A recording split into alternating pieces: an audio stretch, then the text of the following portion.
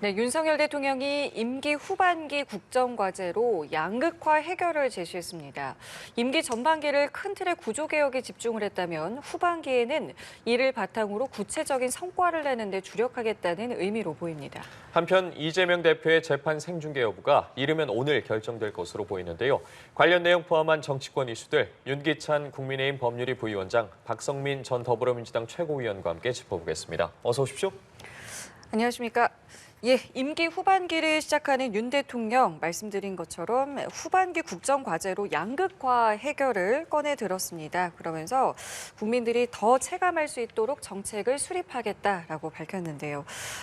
이제 양극화 해결을 위해서 여러 정책들도 추진이 될 것으로 보이는데 국정 동력이 될 것으로 좀 기대를 하고 계시는지요?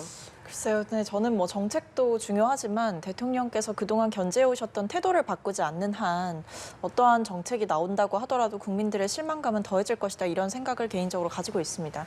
그리고 한편으로는 이 양극화 해소를 위해서 노력을 하겠다라고 하셨는데 이게 좀 제가 드는 의문은 계속해서 연달아서 세수펑크가 몇십 쪽씩 나고 있는 상황이고 이 정부의 정책 기조 자체가 부자 감세를 계속해서 이어가고 있다라는 비판에 직면하고 있음에도 불구하고 어떤 소상공인이나 자영업자를 챙기겠다, 서민들과 약자의 삶을 챙기겠다, 이런 부분들이 저한테는 좀 공허한 구호로 들리더라고요. 그래서 지금 대통령실에서도 아마 고민이 많겠지만 보다 손에 잡히는 정책들을 내놓아야 할 것이다. 그리고 그 손에 잡히는 정책을 시행하기 위한 재원 마련에 대해서도 구체적으로 밝혀야 될 것이다. 이 말씀은 꼭 드려야 할 것 같습니다. 국민들이 체감할 수 있도록 양극화 해결을 하기 위해서는 어떤 것들이 좀 필요하겠습니까? 사실은 이제 지난 2년간, 그러니까 대통령의 신년사에서도 이걸 강조하긴 했어요. 따뜻한 정부가 되겠다라고 해서 취약계층에 사실 온기가 온전히 전달될 수 있도록 노력하겠다. 신년사에서 밝혔고 이걸 이제 밝힌 자리가 총리와의 주례회동하고, 그러니까 내각의 어떤 메시지를 전한 거죠. 그다음 수석보좌관의 회의에서도 전달했고, 그러니까 참모진에게도 또 주문을 한 것입니다. 그러니까 결국은 이제 지표가 자영업자라고 저는 생각을 합니다. 자영업자가 내수가 부진하게 되면 자영업자가 어렵게 되거든요.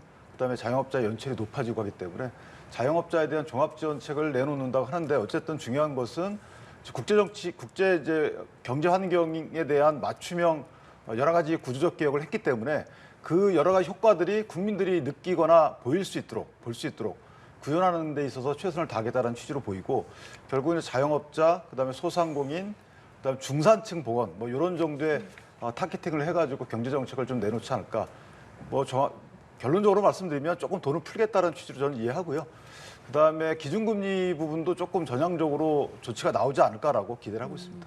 예, 그리고 쇄신도 이루어질 것 같습니다. 시기는 이제 예산안 처리가 끝난 뒤에 이제 오랫동안 이제 장관직을 유지한 인물들을 중심으로 이제 개각 가능성까지 나오고 있는데요.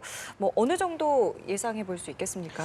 근데 지금 이제 중폭 쇄신이 될 수도 있다, 이런 예. 얘기가 나오는 걸로 봐서는 이제 그동안 좀 자리를 오랫동안 지켰던, 정부 출범 이후부터 계속해서 좀 자리를 지켰던 장수장관들에 대해서는 어느 정도 확실한 교체가 있지 않을까라고 전망을 하고 있고요. 근데 중요한 것은 장관을 이제 교체하는 것도 중요하겠지만 지금 얘기가 되고 있고 한때 굉장히 많이 화제가 됐었던 게 결국에 대통령실의 김건희 여사 라인이거든요. 이 부분을 정리를 할 것이냐, 그리고 야당에서 굉장히 좀 지적을 많이 했었던 문제 중에 하나였던 게 이 음주운전을 하고 다시 대통령실에 복귀한, 직무에 다시 복귀한 행정관이 있습니다.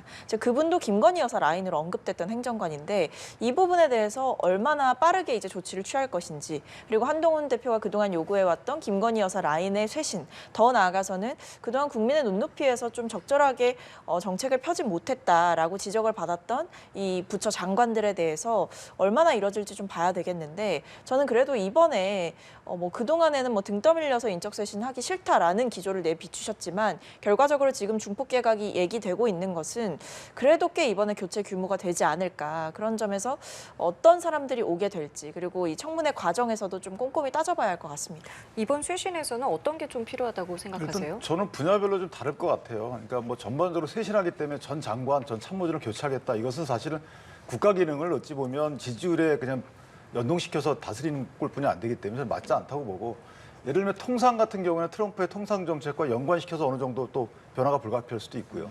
국방안보도 마찬가지입니다.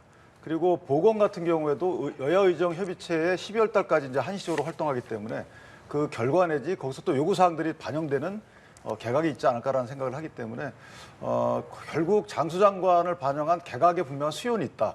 그러니까 이 수요를 충족시키기 위해서는 일정한 절차를 밟아야 되고 그 절차를 밟는 중이다 이렇게 이해하시면 될 것 같습니다. 그리고 참모진 같은 경우에는 참모진을 국민께 쇄신 의지를 보여주는 방법은 그 위에 분들을 이제 바꾸는 것인데 그 부분에 대한 고민이 깊은 걸로 알고 있어요. 또 하나는 비리가 있거나 좀 문제가 있는 분들에 대해서는 이제 바꿔가는 추세고 아까 음주운전 그분에 대해서 복귀시켰다고 말씀 주셨지만 사실은 자동 복귀입니다. 그러니까 정직 2개월이기 때문에 정직 기간이 끝나면 일단 자동 복직됐다가 그다음에 어떤 뭐 인사소위가 있으면 또 하겠죠. 그래서 개인적으로 그 부분은 지켜보시면 뭔가 국민이 기대하는 어떤 조치가 있지 않을까 이렇게 생각하고 있습니다. 예, 이와 발맞춰서 한동훈 대표 같은 경우에는 보수 결집 행보에 나서고 있습니다. 뭐 야당의 장애 집회 등에 대한 비판을 이어가는 한편, 뭐 박정희 전 대통령 사진전에 참석하는 등의 행보를 보이고 있거든요. 이러한 움직임에 대해서는 어떻게 바라보고 계십니까? 그러니까 일단은 이 대통령과 각 세우기를 좀 멈춘 것으로 보여지고요. 그러니까 실제로 이 기자회견 이후, 대통령 기자회견 이후에 한동훈 대표의 메시지가 그동안 이 대통령실을 향해서 좀 날카롭게 비판했던 것보다는 수위가 굉장히 많이 낮아졌고 이런 이유가 뭘까? 행동의 변화의 이유는 결국에는 이 동반 하락을 좀 멈춰야 된다라는 고민이 있었던 것 같아요. 그러니까 대통령과 차별화 전략을 쓰면서 본인의 어떤 지지층이 대통령의 지지층으로부터 이반돼서 넘어올 것이라고 기대를 했는데 실상은 그렇지가 않았던 거죠. 그러니까 오히려 대통령과 본인의 지지율이 같이 떨어지는 어떤 현실을 좀 마주하게 됐던 것 같고 더 나아가서는 당 안에서도 이 여당 대표인데 너무 야당 대표처럼 구는 것 아니냐라는 비판에 직면했던 만큼 이게 일종의 전통 지지층을 더 이상 이탈시키지 않겠다라는 의지로도 보여지고요. 또 한편으로는 이제 본인의 현실적인 이 대권 도전 기로에 대해서 고민을 하면서 전통 지지층의 이탈이나 대통령 지지층으로부터의 그 비토 세력이 더 강해졌을 시에는 본인의 정치적인 입지가 위태로워질 수 있다라는 현실적인 판단을 해서 이런 전향적인 태도가 나오는 게 아닌가 싶습니다. 네, 한동훈 대표 움직임에 대한 배경에 대해서 말씀을 해주셨는데 지금까지의 움직임도 그렇고 앞으로 좀 행보라고 해야 될까요? 어떤 부분들을 좀 주목해봐야겠습니까? 일단 보수층 깊숙이 스며드는 정치 행보의 일종이고요. 또 하나는 사실 이제 한동훈 대표가 국민 눈높이를 계속 강조해 오셨어요. 그런데 국민 눈높이라는 것은 국민의 그 당면한 여론보다는 국민에게 이제 어떤 장래를 보장할 수 있는 비전 제시거든요. 그러니까 박정희 대통령 생각을 가셔서 여러 가지 생각을 하셨을 겁니다. 예를 들면 당시 박정희 대통령이 산업화를 일굴 때 여론이 썩 좋지는 않았어요. 경부속도로도 여론의 반대가 심했고요. 그다음에 중화학공업화 이것도 마찬가지입니다. 당장 내 삶이 어려운데 이렇게 앞을 보고 어떤 재정을 쓰는 것이 맞느냐 이런 정도의 국민적 비판이 있었고 정치권에서도 상당한 비판이 있었습니다. 그 당시에 만약에 당면한 국민 여론만 따랐으면 경부고속도로 나오지 않았을 겁니다. 포항제철 나오지 않았을 거예요. 자, 이런 식의 보수가 원하는 장기 비전에 대해서 아마 깊은 고민을 하지 않았을까. 저는 개인적으로 보수에 깊이 스며드는 방법 중에 하나 또는 쇄신과 변화를 추구하는 방법 중에 하나는 보수가 원하는 장기 비전을 내놓는 것이다. 아마 그런 고민을 시작하지 않았을까 생각을 합니다. 예, 그리고 이제 이재명 대표의 1심 선고가 다가왔습니다. 이를 둘러싸고 여야 여론전도 본격화하고 있는데 한동훈 대표도 총공세를 펴고 나섰고 진종호 의원 같은 경우에 1심 선고 생방 중계를 요구하는 1인 피켓 시위에도 들어갔거든요. 이러한 모습들과 공세들에 대해서 어떻게 보셨습니까? 그러니까 일단 여당 대표부터 이제 의원들까지 나서서 어떤 재판 생중계를 압박하고 나서는 것은 저는 판사에 대해서 굉장한 정치적인 부담을 지우는 꼴이다라는 말씀을 먼저 드려야 될 것 같고요. 여당에서는 계속 뭐 이재명 대표나 민주당을 향해서 판사 겁박하지 말아라라고 얘기를 하고 계시지만 일단 집권 여당의 대표부터 나서서 그리고 의원들이 나서서 뭐 1인 시위를 하면서 판사에게 생중계를 요구를 하고 그리고 법대로 판단해라라는 식으로 이야기하는 것이야말로 굉장한 부담이 되고 있다. 이런 행동부터 멈추시는 것이 도리이다라는 말씀 먼저 드리겠고요.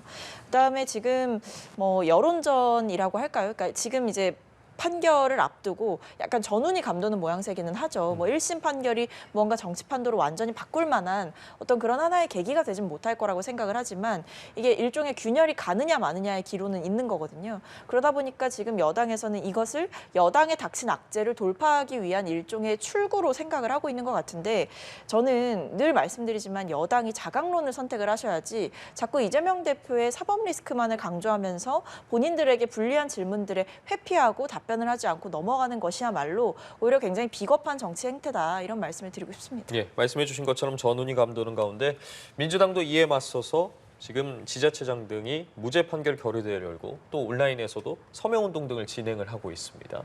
민주당의 움직임에 대해서는 어떻게 바라보고 계십니까? 글쎄, 판사의 재판 그 내용에 대한 겁박이라고 저는 보죠. 왜냐하면 일단 무죄 탄원이라는 그 단어 자체가 걸맞지는 않아요. 무죄라는 것은 본인이 거기에 그 경험한 사람이야. 이건 나 경험해 보니까 이거 이렇지 않더라. 사실관계 달라. 이렇게 무죄 주장을 할 수 있어요. 그 탄원이라고 저희가 표현한다 하더라도 나머지는 선처 탄원입니다, 보통. 그런데 지자체장들의 모임에서도 무죄 탄원하고 국회에서 토론회에서도 무죄라고 토론 또 내용을 갖고 또 토론하고 이재명 대표께서도 저 SNS 그렇게 하시고 글쎄요. 또 장외 집회에서도 또 무죄라고 주장하시고 이런 식의 그 재판 판결을 앞둔 분이 이렇게 해도 되는 건가요? 저 역사상 본 적이 없어요. 그리고 탄원서 내용도 뭐 100만이 넘었든 200만이 넘었든 무죄 탄원서를 접수하는 것 자체도 판사한테 큰 압박입니다. 왜냐하면 대통령이 될 가능성이 크다고 스스로 주장하거나 민주당 분들은 믿고 있는 분이기 때문에 만약에 대통령이 된 뒤에 당신은 어떨지 뭐 이런 여기에 대한 심리적 압박이 있을 겁니다. 거기에 비해서 생중계를 하고자 하는 것은 이건 법 행정적인 측면이기 때문에 그 부분을 갖다가 판사를 겁박한다라고 하는 것은 동의하기 어렵고요. 다만 생중계를 이제 할지 여부는 판사가 결정하겠지만 개인적으로 아마 생중계 결정은 안 할 걸로 생각을 합니다. 선례가 없고 또 하게 되면 또 정치 공방수로 끌고 나오는 거기 때문에 안 할 거지만 만약에 이재명 대표 측에서 본인 무죄 논리대로라면 생중계를 해야죠. 왜냐하면 저희가 형사보상법에 따르면 무죄가 확정되면 오히려 청구할 수 있어요. 이거 게시해라다 무죄 취지를 그렇게 하는 건데 그 청구하기 이전에 만약에 전국에 생중계 된다면 얼마나 좋겠습니까? 그런 취지에서 보면 생중계를 원하지 않는 것은 이재명 대표께서도 상당히 고민 중이고 불안해하고 있다. 뭐 그렇게 저는 이해하고 있습니다. 재판부 어떤 선택할 것 같으세요? 글쎄요, 저는 뭐 여기에 대해서 예상하거나 점치고 싶지는 않은데 예. 근데 생중계를 하지 않을 가능성이 저는 조금 더 높다고 생각을 합니다. 왜냐하면 이게 일단은 뭐 최종심도 아닐 뿐더러 이제 1심에서 이것을 또 재판 생중계를 해라라고 여건이 지금 압박을 하고 있는 상황 속에서 이것을 받아들이게 된다면 법원으로서도 정치적인 부담을 지게 될 것이고 그리고 지금 상황에서 굳이 이것이 필요하냐라는 현실적인 고민도 좀 있을 걸로 보여지는데요. 근데 그럼에도 불구하고 저는 재판부의 판단은 존중되어야 된다고 생각하고 정치권에서 사실 이 부분에 대해서 더 말을 얻는 것이야말로 좀 부적절한 모습이 아닌가 싶습니다. 좀 기다려보시죠. 다만 저는 예. 하나 생중계에 대한 논쟁이 그냥 정치적 공방으로 끝나려면 예. 판결에 대해서 제각각 해석을 하지 말아야 돼요. 그러니까 판결 이유에 대해서 이게 옳건 그르건 받아들일 수 없다 이 정도는 괜찮은데 판결 이유가 잘못됐다는 얘기 이렇게 되면 이제 생중계 수요가 있게 되는 거거든요. 그래서 그런 식의 이후 정치 공방이 없으면 아마 생중계 안 하는 것도 뭐 나쁘지 않겠다 싶습니다. 지금 이재명 대표 1심 선고를 앞두고 아까 말씀하신 것처럼 뭐 탄원서도 받고 뭐 무죄 촉구 집회도 예정돼 있고 여러 가지 움직임이 있는데 야권 내부를 조금 더 들여다보면요. 조금 미묘한 부분이 있어서요. 이낙연 이제 새미래민주당 상임고문의 경우는 이재명 대표와 윤 대통령을 겨냥해서 악과 악이 서로 돕고 있다 이런 비판을 했고요. 그리고 김동연 지사와 김경수 전 지사가 독일에서 회동을 한 사실도 이제 뒤늦게 좀 알려졌는데요. 이런 움직임에 대한 여러 해석들도 좀 나오고 있습니다. 그러니까 아무래도 이제 시점이 묘하다 보니까 예. 이런 얘기가 나오는 것 같아요. 그리고 이런 뭐 이낙연 대표나 아니면 뭐 김경수 지사, 김동연 지사 이런 분들이 그러니까 왜 이 시점에 일종의 좀 행보를 보여주고 있느냐, 뭐 비공개든 공개든, 그러니까 이게 결국에는 1심 선고에서 최악의 경우가 나올 것을 가정을 하고 어떤 빈틈을 파고드는 전략이 아니냐 이렇게 이야기를 많이들 하시는 것 같습니다. 근데 저는 뭐 이런 움직임 자체가 본격화된 시점도 아닐 뿐더러 그리고 이낙연 뭐 새미래 민주당 상임고문께서는 어쨌든 뭐 정면으로 직격을 하시긴 했습니다만 지금 상황에서 이런 부분들이 어떤 야권의 지지층을 움직일 만한 도구가 되지 못할 것이다라고 저는 봅니다. 그러니까 지금 상황은 사실 야권의 분열이 필요한 게 아니라 야권의 연대가 필요한 시점인 것이고 이것은 뭐 민주당을 지지하든 다른 야당을 지지하시든 저는 비슷할 걸로 봐요. 그러니까 윤석열 정부에 대한 어떤 분노와 그러니까 지금 국정 운영에 굉장히 좀 실패한 모습들에 대한 분노 이런 것들이 결집되고 이것을 향해서 하나의 큰 목표를 향해서 나아가야 되는 시점인 것이지 여기서 뭔가 각자 도생하듯이 또는 양비론 펼치면서 무언가 이재명 대표의 1심 선고를 위해서 기다리면서 무언가 정치 행보를 한다. 전 이게 어떤 지지층이든 국민들의 호응을 얻기가 좀 어렵지 않나라고 보고 있습니다. 예, 어떻게 보셨습니까? 일단 뭐 윤석열 정부를 악으로 규정한 거야 뭐 정치적으로 진영이 다르니까 그렇다고 치고요. 이재명 대표를 일단 악으로 규정한 부분은 의미가 있죠. 이제 악에 대항하는 연대를 구상하기 위한 물밑 아마 접촉이 있을 것 같다라는 생각이 들고 이미 아마 있을 거라고 저는 생각을 합니다. 지금 그 또 하나는 이제 이재명 대표에 대한 사법 리스크가 현실화될 거라고 확신을 하는 것 같아요. 이게 공직선거법 위반이든 아니면 위증교사든 둘 다든 둘 중에 하나든 분명히 무죄가 나온다. 그렇게 되면 이재명 대표에 대한 당내 입지가 흔들릴 것이고 그 흔들린 입지를 정치 공간으로 만들어서 본인들이 활동을 시작하겠다라는 것인데 저것은 이제 이재명 대표에 대한 선전포고하고 다름없어요. 나한테 모여라라는 것이기 때문에 대놓고 한 거잖아요. 어떤 뭐 누가 물어보거나 아니면 물밑에서 제3자 전원으로 흘러나온 것이 아니고 실제 이분이 이제 말했다고 전해지는 거기 때문에 저는 개인적으로 이제 이재명 대표에 대해서 흔들기 내지 주도권 싸움이 시작이 됐다 이렇게 판단합니다. 예. 자, 이런 가운데 민주당이 수정된 특검법을 발의하겠다고 예고를 했습니다. 14일 이제 모레인데 내용을 보면 수사 범위도 13개에서 2개로 축소가 됐고 그동안 한동훈 대표가 좀 주장해왔던 제3자 특검 추천 내용 등을 포함하는 내용으로 발의를 하겠다고 예고를 했는데 이를 두고도 해석이 나오고 있습니다. 뭐 여당 내에서 이탈표를 위한 전략이지 않냐라는 분석도 있는데 어떻게 보십니까? 뭐 두 가지 정도가 있겠죠. 일단 방금 언급해 주신 대로 여권 내에서의 어떤 이탈표를 가속화시킬 수 있는 하나의 장치로서 이런 수정안을 발의했다라고 보실 수도 있는 거고요. 그리고 한편으로는 민주당 입장에서는 특검법을 발의만 하는 것으로는 그칠 수 없다라는 고민이 있는 것 같습니다. 그러니까 결국에는 민주당도 공식적으로 얘기하는 게 우리의 목적은 특검법 발의가 아니고 수용이다 이렇게 얘기를 하거든요. 그렇기 때문에 특검법을 수용하게 만드는 그 환경을 조성하는 것이고 이게 결국에는 민주당 안이 후퇴했다 이렇게 보실 게 아니고 결과적으로는 국민의힘 측에서 여권 내에서 이것을 더 이상 거부할 명분이 없게끔 만들어가고 있는 전략적인 움직임이다 이렇게 봐주시는 게 정확할 것 같습니다. 실제로 좀 설득이 될 것 같으십니까? 저는 여권 내에서 계속 이 부분에 대해서 뭐 김건희 여사 문제를 언제까지 지고 갈 수 없지 않냐, 이고 지고 갈 수 없지 않냐 이런 현실적인 판단이 작동할 걸로 보여지고요. 그리고 심지어는 어쨌든 민주당에서는 이 수정안뿐만 아니라 협상의 여지를 열어놨습니다. 그렇기 때문에 국민의힘 측에서 어떤 또 다른 협상안을 들고 나온다면 협상할 수 있는 여지가 분명히 있기 때문에 이런 상황 속에서 여권 의원들도 어떤 판단을 하겠죠. 이 부분을 분명히 매듭 짓고 가야 되는데 민주당이 이렇게 협상의 문을 열었을 때 들어가야 되는 것이 아니겠느냐. 그래도 좀 고려해 볼 만하지 않느냐라는 내부의 좀 이야기는 저는 있을 걸로 봅니다. 말씀해 주신 것처럼 그동안 여당이 주장한 독소 조항 등을 수정을 했거든요. 여당 내에서는 그렇다면 이걸 어떻게 바라보고 있을까요? 제3자 추천을 넣었다고 해서 독소 조항이 해소됐다 저는 이렇게 보지 않아요. 그리고 한동훈 대표의 명시적인 명확한 입장이 그렇다고 보이지도 않고요. 이렇게 해석을 좀 안 되거든요. 예. 첫 번째는 뭐냐면 이제 2개 내지 3개로 줄였는데 그 수사 중에 인지한 사건도 수사 대상입니다. 그러니까 이게 제3자 추천이라고 말을 하지만 이거 민주당 내지 조국신당의 추천이에요. 왜냐하면 4명, 그러니까 세상벽 특검안을 예를 들면 4명을 만약에 대법원장이 추천하게 되면 그중에서 2명을 고르는 거잖아요. 근데 고른 분들이 만약에 4명 분들이 마음에 안 들면 다시 또 재추천 의뢰를 할 수 있어요. 무한반복으로. 이거 뭐 제3자 추천이 아니고 그러니까 민주당 내지 조국신당이 추천하는 거죠. 거기서 대통령이 고를 수 있게끔 돼 있는 거라서 저는 안 맞다고 보고 또 하나는 저 수사 내용을 보면요. 이게 공천 과정이 들어가 있어요. 공천 과정이 들어가 있다는 것은 사실은 국민의힘도 수사 대상이 된다는 겁니다. 그러니까 정당이 수사 대상이 되는 것을 국회에서 특검을 통해서 한다? 저는 앞뒤가 안 맞다고 봐요. 그러니까 국회라는 집단을 크게 보면 야당이건 여당이건 다 의원들의 집합체잖아요. 그러니까 당사자들에 관련된 사건을 당사자가 특검을 추천해서 수사를 한다? 이거 맞지 않기 때문에 저는 오히려 더 지금 얘기하신 이런 부분들이 뭔가 안 맞다. 그러니까 위헌적이기도 하고 이해 충돌에도 안 맞고 공정성에도 안 맞고 정책 중립성에도 안 맞는다. 그래서 저는 이거는 받을 수 없다고 봅니다. 알겠습니다. 자, 그리고 공천 개입 의혹 등의 핵심 인물이죠. 명태균 씨와 김영선 전 의원에 대한 구속영장이 청구됐습니다. 또 함께 수사선상에 올랐던 강혜경 씨의 경우에는 이제 청구 대상에서는 빠졌는데요.